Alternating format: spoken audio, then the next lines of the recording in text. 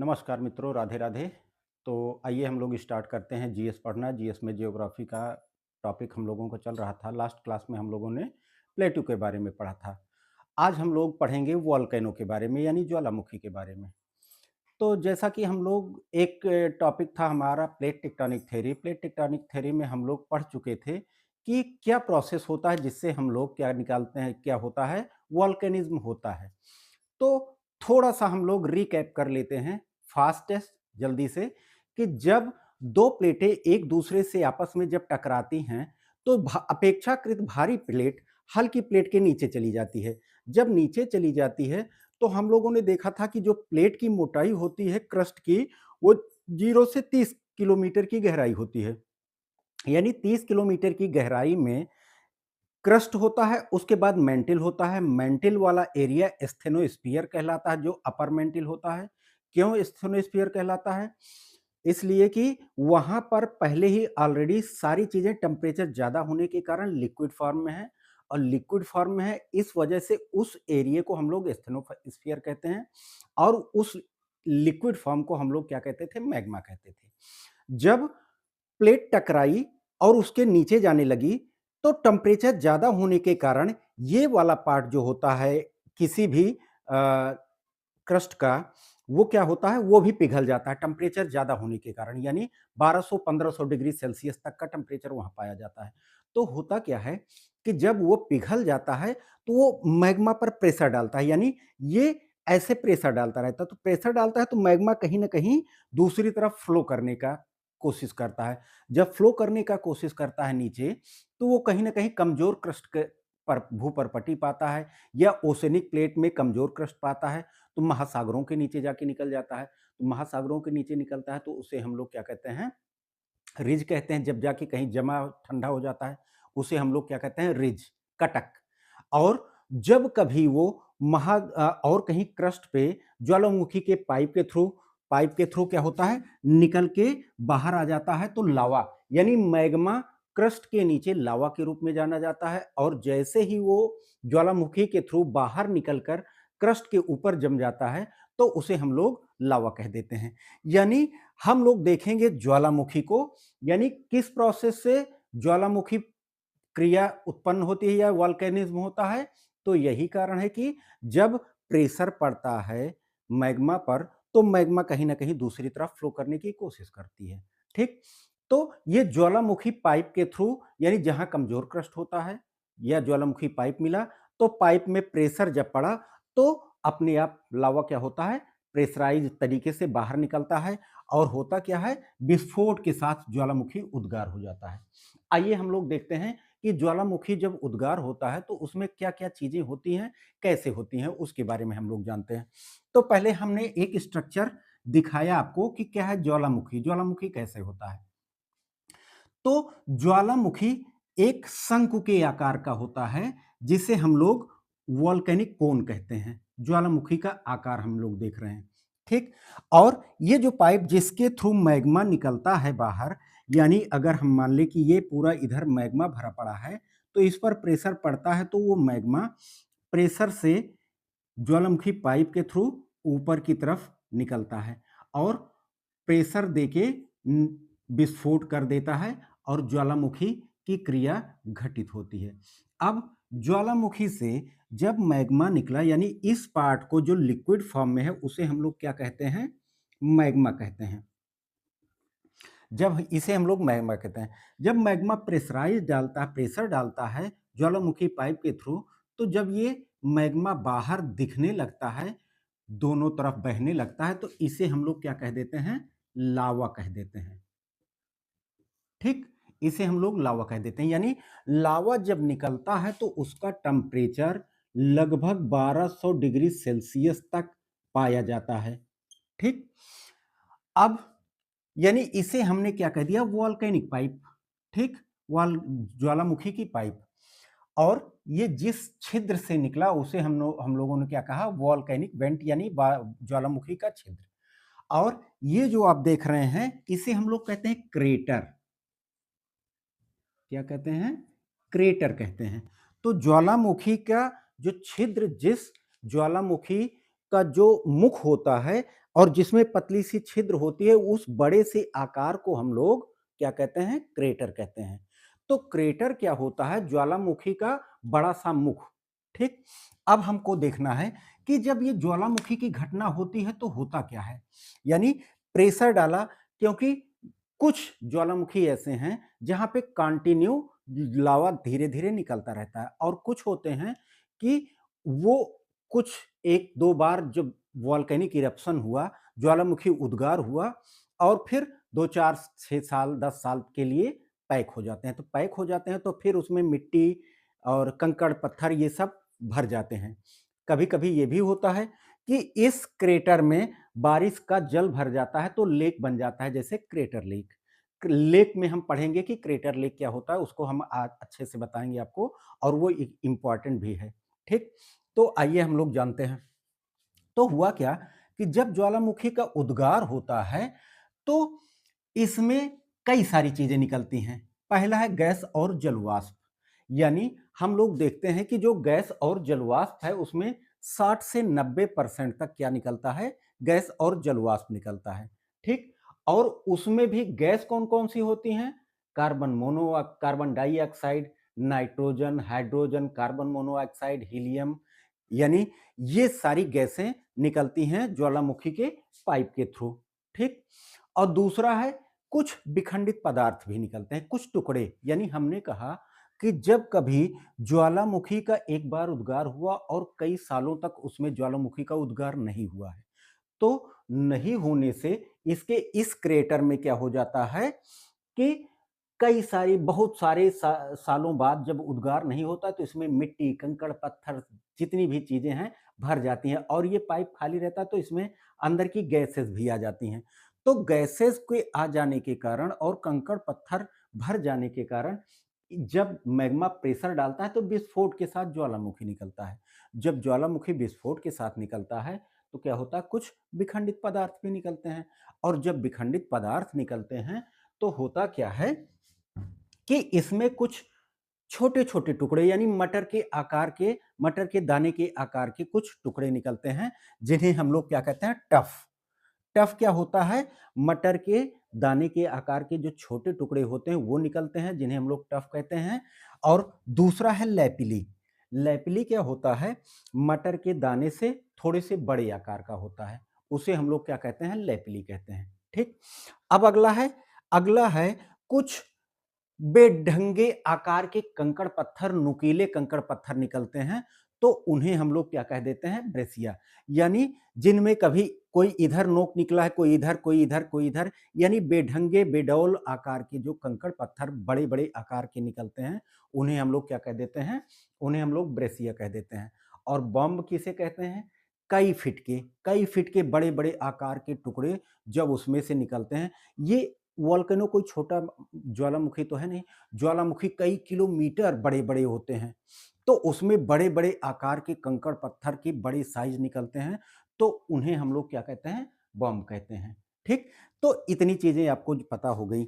अब हमें देखना है कि ये जो ज्वालामुखी है, ज्वालामुखी को कितने टाइप में हम लोग डिवाइड कर सकते हैं। ठीक?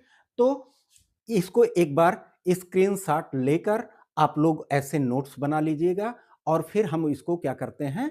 इसको डिस्क्राइब करते हैं कि ज्वालामुखी को कितने टाइप में हम लोग बाँटते हैं। ठीक? तो आइए हम लोग देखते हैं कि ज्वालामुखी को कितनी टाइप में बाँटा गया है। तो ज्वालामुखी को 2 पहले तो हम लोग देखते हैं कि ज्वालामुखी को 2 आधार पे 2 टाइप में बाँटा गया है। एक उसकी सक्रियता के आधार पर, और दूसरा है उसके उद्गार के आधार पर। तो पहला है सक्रियता के आधार पर, और दूसरा है उद्गार। तो जो आपके लिए इंपॉर्टेंट है वो ये टॉपिक है, यानी सक्रियता के आधार पर। सक्रियता के आधार पर, तो सक्रियता के आधार पर ज्वालामुखी को 3 पार्ट में डिवाइड किया गया है। पहला है एक्टिव वॉल्केनो। पहला है एक्टिव वॉल्केनो, जिसे हम लोग कहते हैं सक्रिय ज्वालामुखी। एक्टिव वॉल्केनो, यानी इसे हम लोग क्या कहते हैं, सक्रिय ज्वालामुखी। दूसरा है डोरमेंट, यानी प्रसुप्त ज्वालामुखी।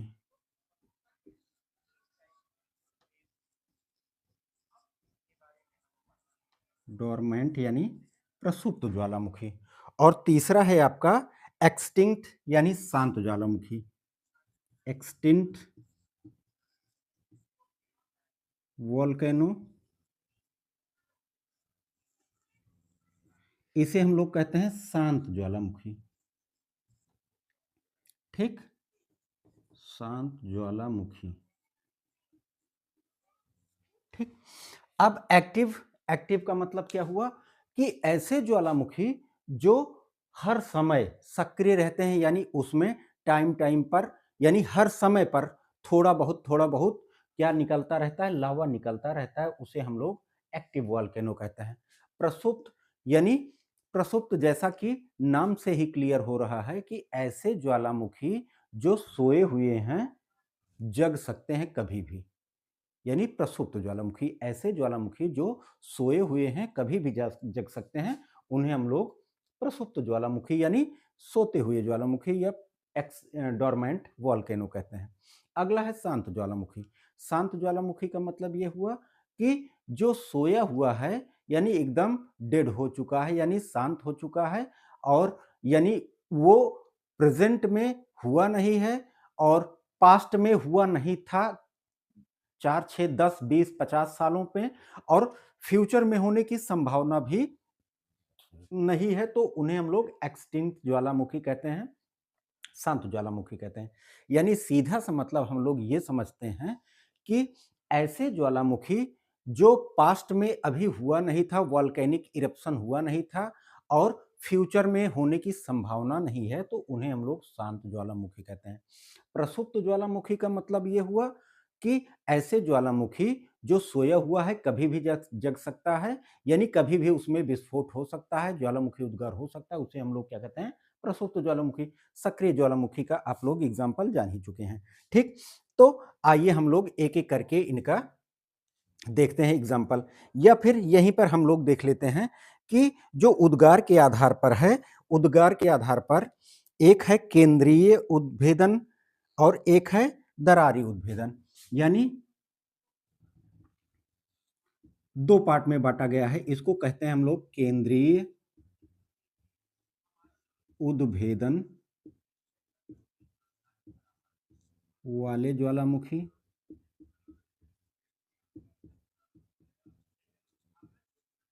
और दूसरा है दरारी उद्भेदन वाले ज्वालामुखी।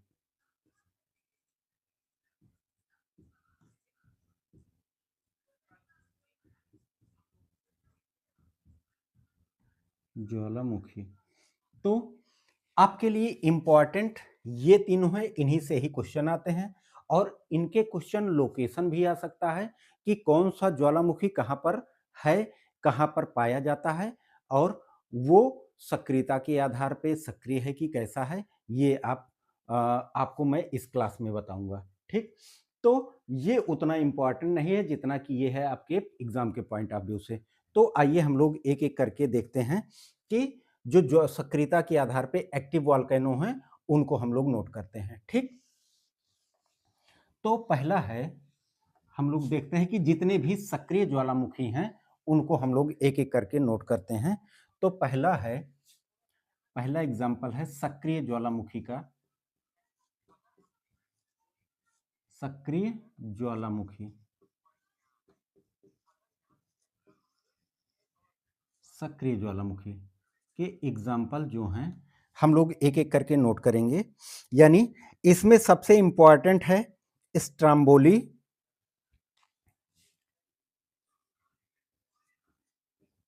स्ट्राम्बोली, और दूसरा है माउंट एटना।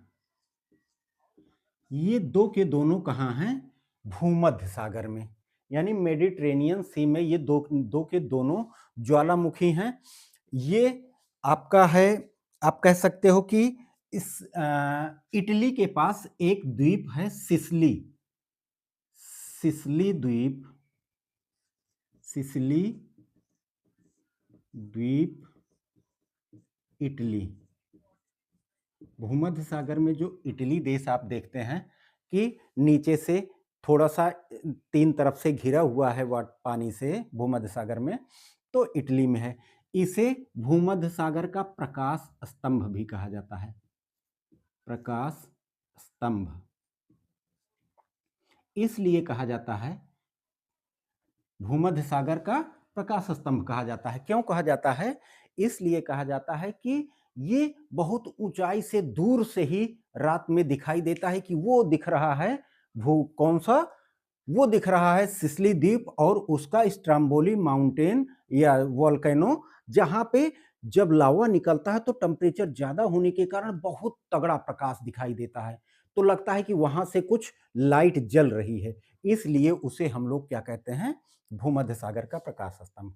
और यहीं पर एक लिपारी आइलैंड है जहां पर माउंट एटना है, तो ये दोनों काफी इंपॉर्टेंट है। लिपारी द्वीप, ये भी आप कह सकते हो कि इटली का ही पार्ट है भूमध्य सागर में, भूमध्य सागर।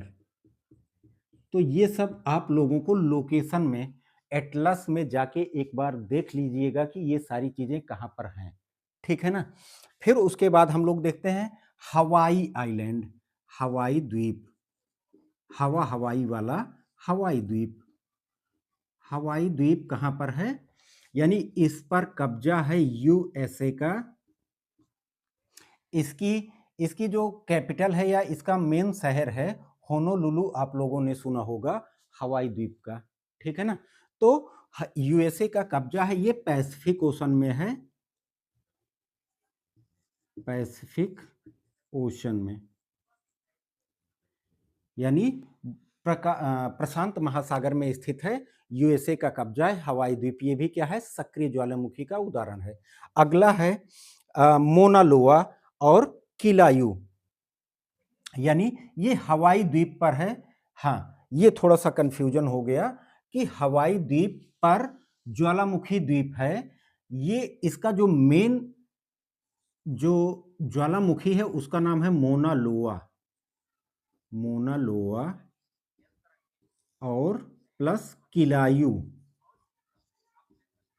किलायू, ये दोनों कहाँ हैं, हवाई द्वीप, हवाई द्वीप यूएसए, यानी कहां पर है ये, पैसिफिक ओशन,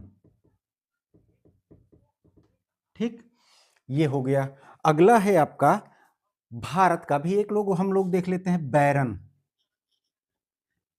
जो बैरन है वो बैरन द्वीप, बैरन द्वीप है, और बैरन के नाम से भी क्या है, बैरन ज्वालामुखी, ज्वालामुखी कहाँ है, बैरन द्वीप, या आप कह सकते हो बैरन ज्वालामुखी है अंडमान निकोबार द्वीप समूह में, अंडमान निकोबार द्वीप समूह में,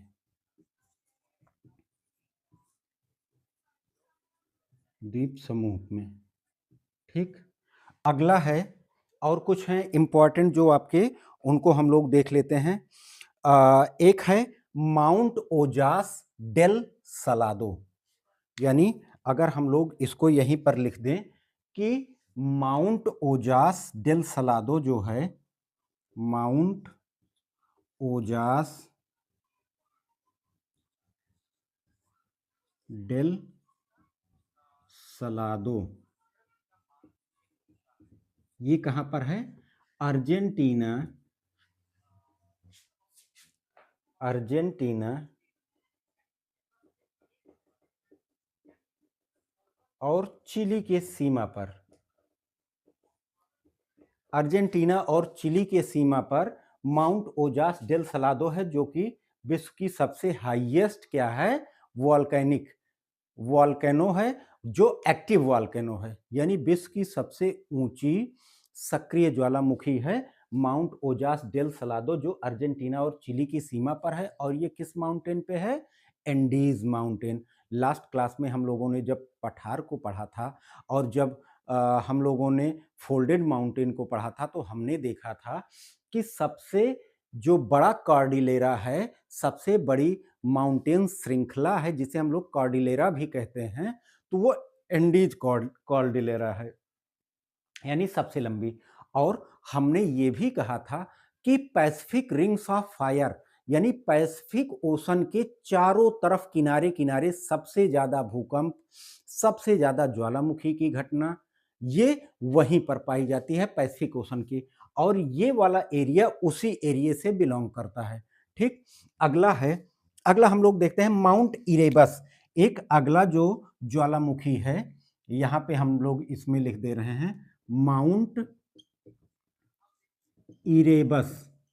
जो माउंट इरेबस है ये कहां पे है? अंटार्कटिका, रॉस आइलैंड, रॉस द्वीप, रॉस द्वीप अंटार्कटिका।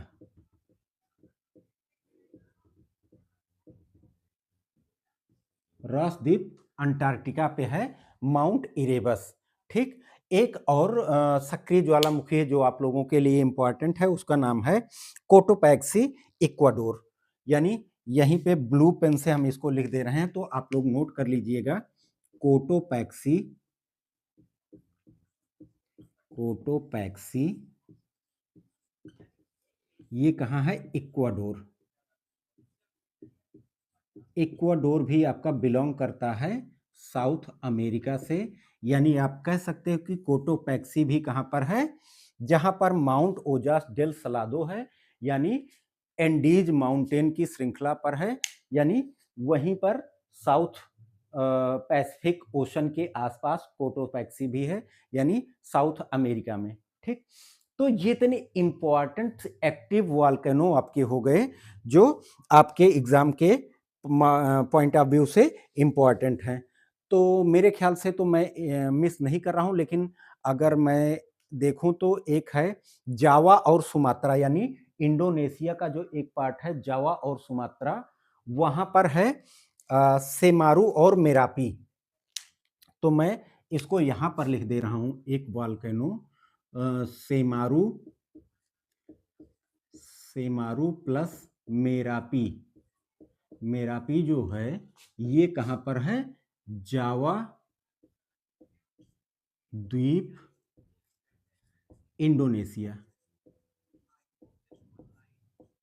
तो ये सारे जितने भी एक्टिव वॉल्केनो जो आपके लिए इंपॉर्टेंट है वो हमने नोट करा दिया, तो इसको आप लोग नोट कर लीजिएगा। अब आइए हम लोग देखते हैं दूसरा जो ज्वालामुखी है उसका नाम है डोरमेंट, यानी प्रसुप्त ज्वालामुखी। तो इसको आप लोग नोट कर लीजिएगा स्क्रीनशॉट लेकर, और हम लोग आगे चलते हैं, दूसरा देखते हैं डोरमेंट यानी सुसुप्त ज्वालामुखी। डोरमेंट को हम लोग क्या कहते हैं? सुसुप्त ज्वालामुखी। दूसरा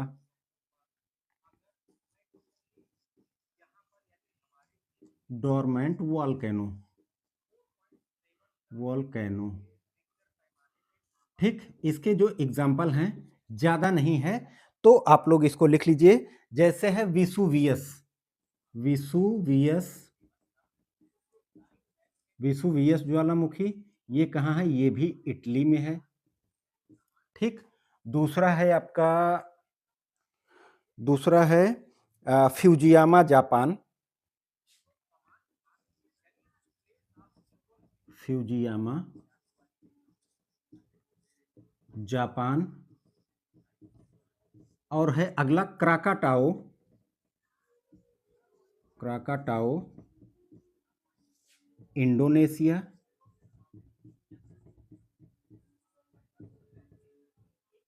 और अगला है नारकोंडम, नारकोंडम आप लोग पढ़े रहे होंगे कहीं पर, तो नारकोंडम अंडमान निकोबार इंडिया, भारत। ठीक, तो ये इतने इंपॉर्टेंट जो डोरमेंट ज्वालामुखी हैं, यानी आप कह सकते हो कि प्रसुप्त ज्वालामुखी हैं, जो सो रहे हैं कभी भी जग सकते हैं। तो कुछ इतने इंपॉर्टेंट आपके प्रसुप्त ज्वालामुखी हैं। ठीक, तो इनको भी आप लोग नोट कर लीजिएगा। दूसरे पार्ट में यानी डोरमेंट वोल्केनो में हम लोग आगे देखते हैं थर्ड थर्ड पार्ट इसका, जिसे हम लोग कहते हैं शांत यानी एक्सटिंक्ट ज्वालामुखी। तीसरा है एक्सटिंक्ट यानी शांत ज्वालामुखी। शांत ज्वालामुखी। ठीक, शांत ज्वालामुखी के जो एग्जाम्पल हैं कोह सुल्तान एवं देवमंद। कोह सुल्तान व देवमंद, ये कहां पर है? ये है ईरान में। कोह सुल्तान यानी शांत ज्वालामुखी का सबसे इंपॉर्टेंट चीज आप देख रहे हैं, कोह सुल्तान और देवमंद कहां पर है? ईरान में है। ठीक, दूसरा जो है माउंट पोपा है म्यांमार में। माउंट पोपा कहां है? म्यांमार। ठीक, अगला है किलिमंजारो तंजानिया।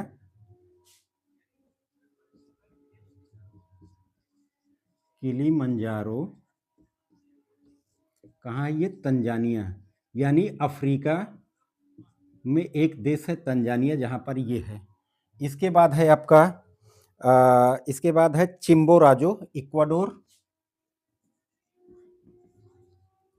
चिम्बोराजो ये है इक्वाडोर में। ये भी कहाँ है? ये अफ्रीका में। और ये है साउथ अमेरिका में। म्यांमार का पता ही है, ईरान का पता है, एशिया।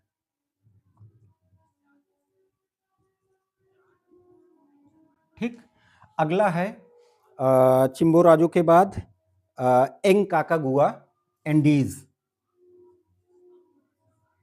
एंकाकागुआ कहाँ पर है? एंडीज माउंटेन पर। Andes mountain south America.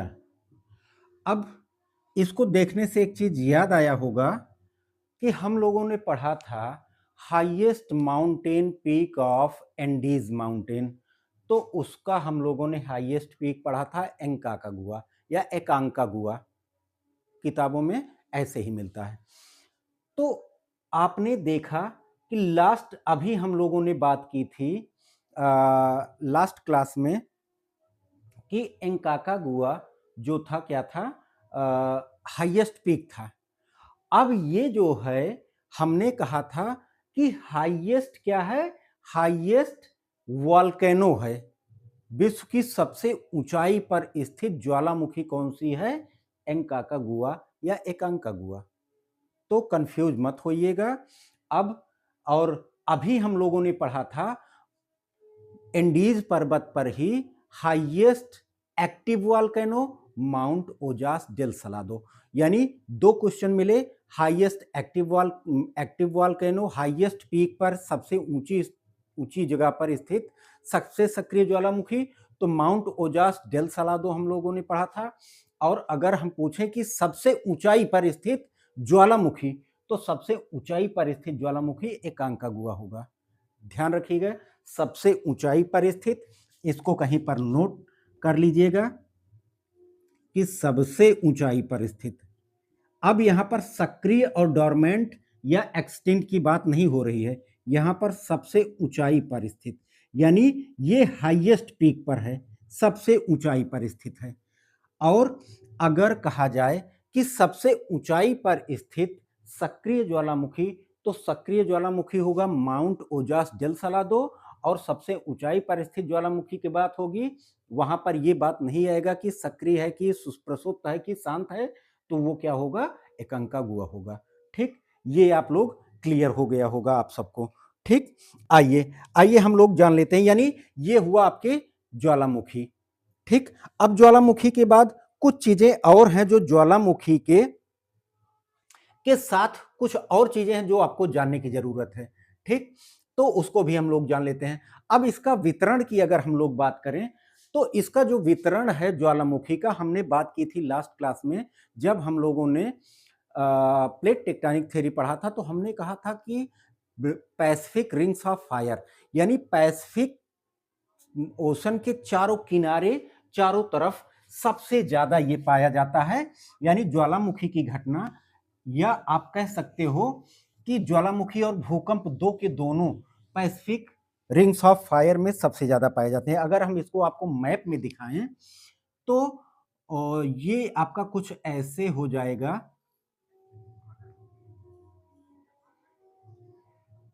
ये आपका जापान है।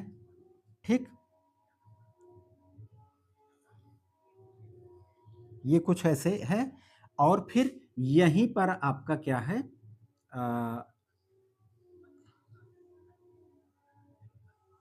ये आपका नॉर्थ अमेरिका,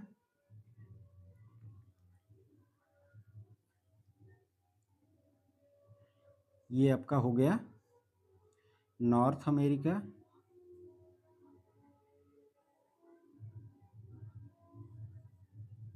ये हो गया आपका साउथ अमेरिका। ठीक, तो हमने कहा कि जो पैसिफिक रिंग्स ऑफ फायर है ये आपका हो जाएगा ऑस्ट्रेलिया। अगर आप लोगों को सही से दिख रहा हो तो परिप्रशांत अग्नि मेखला, यानी इस लाइन को हम लोग यहां से स्टार्ट करते हैं, यानी फिर इसे क्या कहते हैं, परिप्रशांत अग्नि मेखला, और यहां से होते हुए ये हिमालय तक पहुंचा हुआ है। यानी यहां पर भूकंप और ज्वालामुखी की घटना सबसे ज्यादा होती है। भूकंप और ज्वालामुखी की घटना, तो विश्व का सबसे ज्यादा वितरण ज्वालामुखी का इसी क्षेत्र में पाया जाता है। और ये अगर बढ़ा दें हम लोग तो भूमध्य सागर तक पहुंच जाता है। अगर आप लोग वर्ल्ड का मैप देखोगे, ग्लोब देखोगे, तो अमेरिका और रसिया का ये कमचटका प्रायद्वीप एक दूसरे के पास ऐसे मिला हुआ है, और यहीं से 180 डिग्री जो क्या कहते हैं कि अंतरराष्ट्रीय तिथि रेखा जिसे हम लोग कहते हैं, इंटरनेशनल डेट लाइन, यहीं से होके गुजरी है। तो इस पार्ट को हम लोग पश्चिमी गोलार्ध कह देते हैं, इसको पूर्वी गोलार्ध। तो हम लोग देखते हैं कि ये जो पार्ट है ये आपस में मिला हुआ है, और ये जो एरिया देख रहे हैं ये एंडीज पर्वत, रॉकी पर्वत, और ये इसी के सहारे ये भूमध्य सागर तक पहुंचा है। तो ज्वालामुखी के सबसे ज्यादा जो वितरण है वो इसी क्षेत्र में है, और इसी यही कारण है कि कहां पर, जापान में, जो जापान के 4 द्वीप हैं, होन्शु, होक्काइडो, क्यूशु और शिकोकू, 4 आइलैंड हैं, यहाँ पे सबसे ज्यादा भूकंप आते हैं। ठीक, भूकंप और ज्वालामुखी की घटना के लिए ये फेमस ही है, परिप्रशांत अग्निमेखला। ठीक, अब हम लोग देखते हैं कुछ और चीजें। ज्वालामुखी के उद्गार के ही रूप में कुछ और चीजें हैं जो हम लोगों को हमें समझाना है आप लोगों को। एक है गेसर। गेसर क्या होता है? गेसर क्या होता है कि आप कह सकते हो कि गेसर,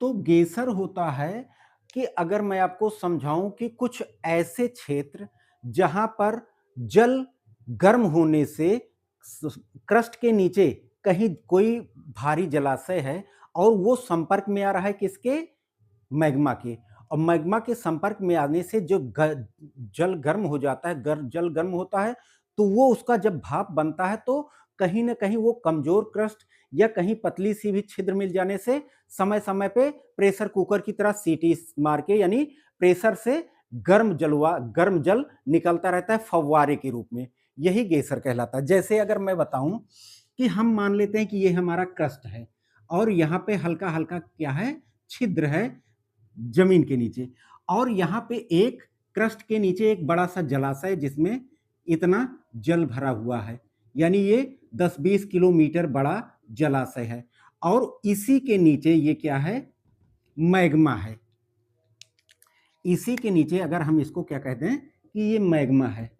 अब मैग्मा के संपर्क में, आपको पता है कि मैग्मा जो है उसका टेम्परेचर 1200 से 1500 डिग्री सेल्सियस होता है। तो इसके संपर्क में आके ये जो जलाशय हो जाता है, गर्म हो जाता है। गर्म हो जाता है तो यहाँ पे प्रेशर कुकर की स्थिति उत्पन्न हो जाती है, यानी ये भाप बनकर प्रेशराइज करता है ऊपर की तरफ, और ऊपर से समय समय पर क्या निकलता है, जल का फव्वारा, जल का फव्वारा निकलता रहता है। तो इसे ही हम लोग गेसर कहते हैं। इसका सबसे अच्छा एग्जाम्पल है, अमेरिका में है, अमेरिका के येलो स्टोन नेशनल पार्क में ओल्ड फेथफुल गेसर। तो सबसे अच्छा एग्जाम्पल है इसका yellow stone, yellow stone national park, national park का ओल्ड फेथफुल गेसर, गेसर, ठीक। कहाँ है ये, यूएसए में, ठीक। ऐसे ही ऑस्ट्रेलिया में है उत्सुत कूप। कहाँ है, उत्सुत, उत्सुत कूप कहाँ है, ऑस्ट्रेलिया में। सेम ऐसे ही इसे कहा जाता है great artesian basin, great artesian basin कहा जाता है ऑस्ट्रेलिया का। यानी यहां पर भी समय समय पर फव्वारे के रूप में गर्म जल के स्रोत निकलते रहते हैं। तो ये एग्जाम्पल बहुत इंपॉर्टेंट है, इनसे क्वेश्चन आ सकता है आपके एग्जाम में, तो ये आप लोग जानते रहिएगा। ये तो था गेसर। दूसरा है धुआंरा, फ्यूमरल। फ्यूमरल धुआंरा क्या होता है कि ऐसा क्षेत्र, ऐसा एरिया जहां पे फॉग, धूल कण यानी निकल कर एटमॉस्फेयर के, यानी थोड़ी सी ऊंचाई पर जाकर ये पूरे आसमान में जमा हुए रहते हैं, एकदम धुआं धुआं। आप लोग एक एग्जांपल मैं आपको बताऊं कि जैसे आप लोग टीवी देखते होंगे, टीवी पे क्या होता है कि जो भक्ति चैनल होते हैं जिसमें इंद्र वाली यानी स्वर्ग वाला सीन दिखाई देता है, ठीक। तो स्वर्ग वाली सीन में आप देखे होंगे कि पैरों के नीचे तक बादल दिखाई देते हैं और वहीं पे सब लोग चल रहे होते हैं। आजकल तो हम लोग देखते हैं कि बड़ी बड़ी शादियों में नीचे से पता नहीं क्या लगा देते हैं कि धुआं निकलता रहता है और वहीं से दूल्हा दुल्हन चल के जाते हैं। तो वही सेम चीज थोड़े से ऊंचाई पर एटमॉस्फेयर में धुआं, धूल कण, बादल के भरे होते हैं, तो उन्हें धुआंरा कहा जाता है। तो फ्यूमरल्स उन्हें ही कहा जाता है। तो आइए हम लोग जान लेते हैं कि फ्यूमरल्स कहां पर पाए जाते हैं। तो आप लोग समझ गए होंगे कि फ्यूमरल्स है क्या, धुआंरा, नाम से ही क्लियर है। धुआं, धूलकण, जलवाष्प, गैसें जहां वायुमंडल के निचले लेयर में, यानी निचले लेयर में फैले हों, उन्हें ही धुआंरा कहा जाता है। तो धुआंरा जो है, धुआंरा जो है वो अलास्का, अलास्का में सबसे बड़ा जो धुआंरा है उसे कहा जाता है अलास्का, जो किस पर, किसका कब्जा है, यूएसए का। तो अलास्का में है 10 सहस्त्र, 10 सहस्त्र धूम्र वैली, धूम्र घाटी, यानी 10,000 धुआंरों की घाटी भी इसे कहा जाता है। 10,000 धुआंरों की घाटी कहाँ कहा जाता है, कहाँ पर, अलास्का में है, जो यूएसए का पार्ट है। आप लोग मैप में देख लीजिएगा कि अलास्का कहाँ है, ठीक। अब उसके बाद कोह सुल्तान धुआंरा ईरान में भी है। कोह सुल्तान, कोह सुल्तान धुआंरा, अभी हम लोगों ने पढ़ा था कि कोह सुल्तान जो था, कोह सुल्तान एक्सटिंक्ट ज्वालामुखी का एग्जाम्पल था, जो कहाँ पाया जाता था, ईरान में, कोह सुल्तान और देवबंद, ठीक। अगला है न्यूजीलैंड में एक है प्लेंटी की खाड़ी, तो वहाँ है व्हाइट टापू का धुआरा। तो एक एग्जाम्पल यहाँ भी है, व्हाइट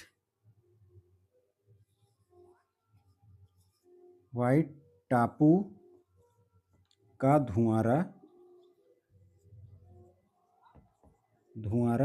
ये कहाँ है? न्यूजीलैंड। ठीक, तो ये हो गया, ये आपका हो गया धुआरा। अब क्रेटर और काल्डेरा। तो क्रेटर आप लोगों को मैं बता ही चुका हूं कि क्रेटर क्या होता है। ज्वालामुखी का जो मुख होता है वो क्रेटर कहलाता है, और वही क्रेटर जब बड़ा आकार ले ले 4 किलोमीटर, 5 किलोमीटर, 10 किलोमीटर का, तो वो क्या कहलाता है? काल्डेरा कहलाता है। यानी दो ही चीज आप समझिए, क्रेटर क्या होता है? ज्वालामुखी का मुख, और उसी के बीच में पाइप होता है, उसी के मुख में पाइप होता है, तो जिससे मैग्मा निकलता है। यानी ये हो गया मुख ज्वालामुखी का। यानी ये अगर मान लें कि ये 5 किलोमीटर का है, और यही 20 किलोमीटर, 25 किलोमीटर, 40 किलोमीटर बड़ा एरिया में ज्वालामुखी का मुख फैल जाए, उसे ही क्या कहते हैं? कॉल्डेरा कह देते हैं। अब उसी क्रेटर में, जो क्रेटर था छोटा सा, अब क्रेटर बना हुआ है, और वो एक्सटिंक्ट ज्वालामुखी है, यानी शांत ज्वालामुखी है। तो शांत ज्वालामुखी है और विस्फोट हुआ नहीं है बहुत सालों से। उसमें बारिश का जल भर जाए और वो एक झील के रूप में परिवर्तित हो जाए, तो उसे हम लोग क्रेटर झील कहते हैं। क्रेटर झील का सबसे अच्छा एग्जाम्पल है बोलीविया में जो लापाज, बोलीविया जो देश है, बोलीविया देश की जो कैपिटल है लापाज, वो इसी झील के तट पर स्थित है। उसका नाम है टिटिकाका झील। ठीक, टिटिकाका झील सबसे अच्छा एग्जाम्पल है किसका? क्रेटर लेक का, जो हम लोग लेक में पढ़ेंगे। तो इतना था आपका वॉल्केनो से रिलेटेड चैप्टर। आप लोग जरूर एक बार इसको देख के कमेंट कीजिएगा कि कैसा लगा आपको ये चैप्टर, और इसमें हम क्या क्या आपको थोड़ा सा इम्प्रूवमेंट क्या कर सकते हैं, आप लोग बताइएगा। पिछले कुछ दिनों से थोड़ा सा वीडियो में उसकी क्लियरिटी में थोड़ी सी दिक्कत थी, तो हमने उस पर काम किया है। मेरे ख्याल से कि अब आप लोगों को जो मेरे वीडियो हैं अच्छे दिखाई देंगे, अच्छे से समझ में आएगा।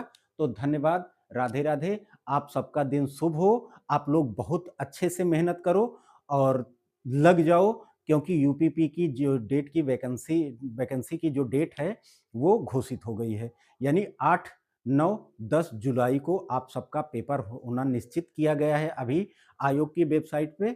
तो 4-5 महीने का टाइम है, आप लोग लग जाइए और मेहनत करिए। और मेरी शुभकामनाएं आप लोगों के साथ हैं कि आप लोग एक पोस्ट, एक पद लेके सफल हों, और मेरा भी कहीं ना कहीं नाम करें कि हाँ, मैं इन सर से जीएस में जियोग्राफी पढ़ा था।